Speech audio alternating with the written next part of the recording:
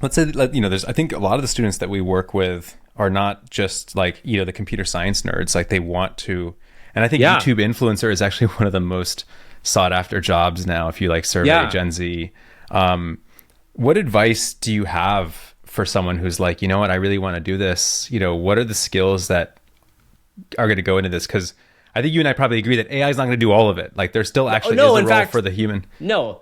In fact, I think that the most talented people are the creative people who are able to kind of harness the things and make them better. I want you to go one other YouTube page while you're bringing up YouTube pages.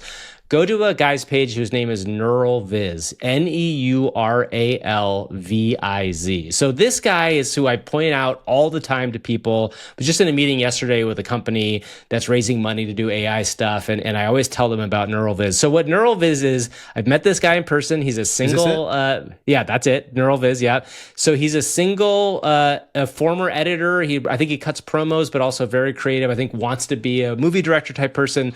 What he did is he created using all AI tools by himself, went in and created an entire creative universe that is like of this weird alien future where they talk about humans. Now, this one, you look at it, it looks really weird, but you have to also listen to that. What's interesting about this is like his YouTube subscriptions, I think, are now in the 100,000. But like, again, this is all by himself. He started maybe a year ago. He's created a whole universe of characters. I think he calls it the monoverse. But each one of these videos shows you what's capable right now, right? So he's created, aliens. He's created characters that make you laugh.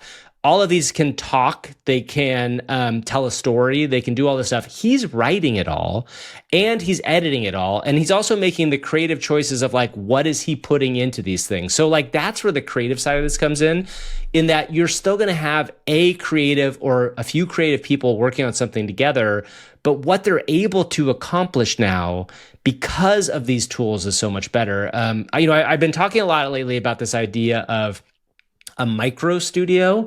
And what I mean by that is like a micro studio is where you'd have like 1 to 5 people, very much like NeuralViz here, where you create content that you want to make, that you think is interesting. And when I say create, is like you come up with the idea, you probably do most of the writing because these LLMs are not amazing to write. And you then choose from all of these things that you're making the choice to make something. And that like was never really possible at this stage before. Like that character right there is Tiggy Skibbles.